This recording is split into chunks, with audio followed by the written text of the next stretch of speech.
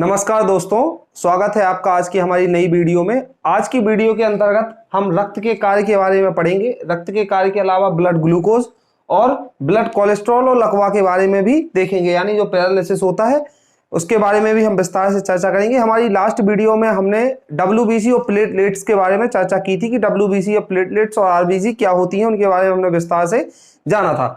तो आज हम जो है रक्त के कार्य के बारे में देखेंगे, यानी फंक्शंस ऑफ ब्लड के बारे में देखेंगे। तो रक्त का जो मुख्य कार्य होता है, ये आनुवांशिकी लक्षणों को स्थानांतरण का कार्य करता है। यानी आनुवांशिक लक्षण वो लक्षण होते हैं जैसे कि जो पेरेंट्स के लक्षण होते हैं, यानी माता पिता के जो लक्षण होते हैं, वो उनके बच्चों में इसको ट्रांसफर करने का कार्य कौन करता है? तो ये ब्लड इसका कार्य करता है। नहीं, रक्त का कार्य होता है आनुवांशिकी लक्षणों को ट्रांसफर करने का कार्य करता है।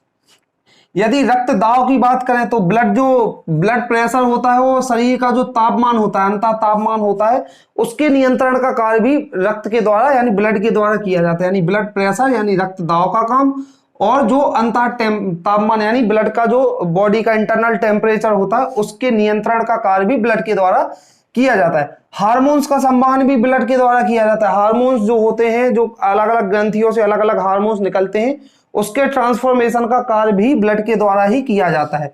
और भोज्य पदार्थों के संवहन का कार्य करता है। भोज्य पदार्थों में जैसे ग्लूकोज और बसीय अम्ल, ग्लूकोज और बसीय अम्ल का संवहन भी किसके द्वारा किया जाता है? ब्लड के द्वारा किया जाता है। तो ये ब्लड के जो मुख्य कार्य हैं, उनमें आनुवांशिक लक्षणों का ट्रांसफर करता है।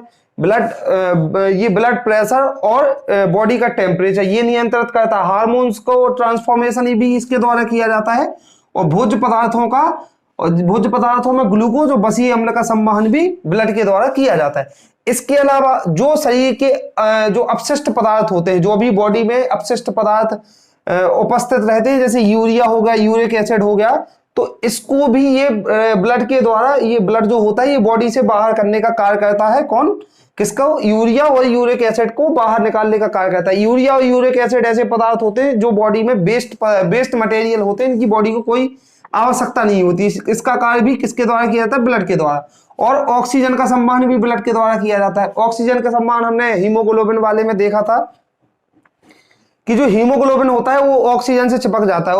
हीमोग्लोबिन जो होता है वो ब्लड में प्रेजेंट रहता है। जब हीमोग्लोबिन ऑक्सीजन से चिपक जाता है, इसको कैरी करने का कार्य करता है कौन? हीमोग्लोबिन। तो ब्लड के द्वारा ऑक्सीजन का संवहन करने का कार्य भी करता है। और ब्लड में ही पितिजन यानी एंटीजन उपस्थित रहते हैं। ब्लड के अंदर एंटीजन उपस्थित रहते हैं जो शरीर की बाहरी रोगों से या बाहरी ऐसे जीवों से जो शरीर के लिए घातक हो सकते हैं, उनसे रक्षा करता है। किसकी? शरीर की रक्षा करता है। पितिजन के रूप में भी शरीर की रक्षा करता है। पितिजन ब्लड में उपस्थित होते हैं। तो इस तरीके से हमने रक्त के कार्य देखे। रक्त के कार्य के बाद हम देखेंगे ब्लड ग्लूकोज। ब्लड ग्लूकोज जो होता है वो भोजन होता है, भोजन के पाचन के फलस्वरूप जो ग्लूकोज होती है, भोजन के पाचन के फलस्वरूप ग्लूकोज का ऑक्सीकरण होता है। जब हम भोजन करते हैं तो जब भोजन का पाचन होता है तो उसके फलस्वरूप जो ग्लूकोज होती है वो टूटती है, उसका ऑक्सीकरण होता है भोजन के पाचन के फलस्वरूप, जिससे ऊर्जा उत्पन्न होती है।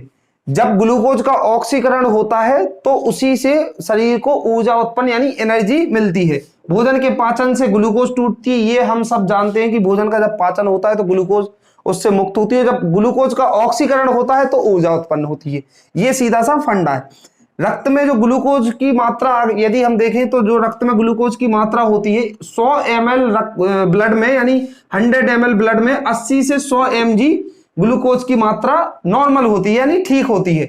यदि इससे यदि ग्लूकोज की मात्रा बढ़ जाती है या कम हो जाती है तो ये नुकसानदायक होता है। जो सर्वाधिक जो ग्लूकोज जो प्राप्त होता है वो कार्बोहाइड्रेट से सर्वाधिक ग्लूकोज की आपूर्ति की जाती है। यानी ग्लूकोज जो मिलता है वो हमें सर्वाधिक कार्बोहाइड्रेट से मिलता है।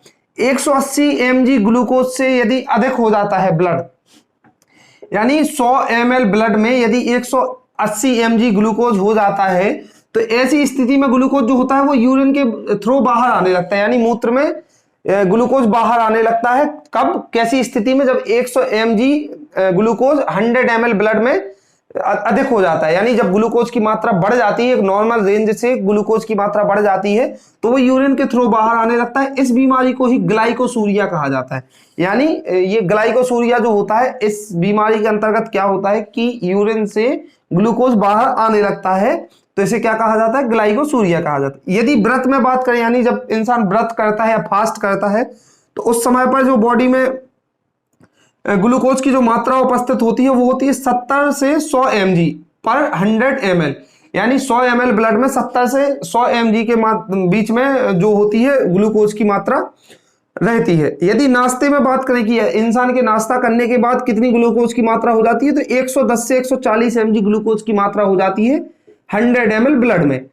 यदि भोजन में बात करें कि भोजन में ग्लूकोज की मात्रा कितनी बढ़ती है, तो 180 mg जो होती है भोजन में ग्लूकोज की मात्रा हो जाती है भोजन करने के बाद ब्लड में, 100 ml ब्लड में।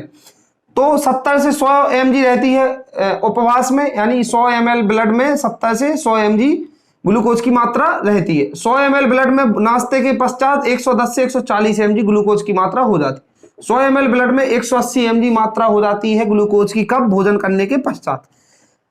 तत्पश्चात हम बात करेंगे ब्लड कोलेस्ट्रॉल की। ब्लड कोलेस्ट्रॉल जो होते हैं, ये बसीय अम्ल जो होते हैं, बसीय अम्ल जो होते हैं यानी ब्लड कोलेस्ट्रॉल का शरीर में बसीय अम्ल का बढ़ना या कम होना नुकसानदायक होता है। इनकी एक नॉर्मल रेंज ही शरीर को इसकी आवश्यकता होती है। यदि बसीय अम्ल या कोलेस्ट्रॉल वगैरह जो होते हैं यदि ये बढ़ जाते हैं या कम हो जाते हैं तो ये नुकसानदायक होते हैं। कोलेस्ट्रॉल जो होते हैं विटामिन डी, स्टेरॉइड हार्मोन्स व खनिज लवण, इनका संश्लेषण करने में मदद करता है। कौन कौन से? विटामिन डी का, स्टेरॉइड हार्मोन्स का और खनिज लवण का संश्लेषण करने का कार्य करता है कौन? कोलेस्ट्रॉल, यानी बसीय अम्ल। और जो एक 100 mg जो ब्लड होता है, 100 ml ब्लड में, 100 mg नहीं 100 ml ब्लड में, 100 ml ब्लड में 180 mg ब्लड कोलेस्ट्रॉल होना अनिवार्य है। कितना? 180 mg ब्लड कोलेस्ट्रॉल होना चाहिए। कितने ml ब्लड में? 100 ml ब्लड में। तो ये हमने नॉर्मल रेंज की बात करी है ब्लड कोलेस्ट्रॉल की। इसके बाद जो है वो है लकवा। लकवा के बारे में हम देखेंगे, लकवा या पैरालिसिस। तो लकवा या पैरालिसिस क्या होता है?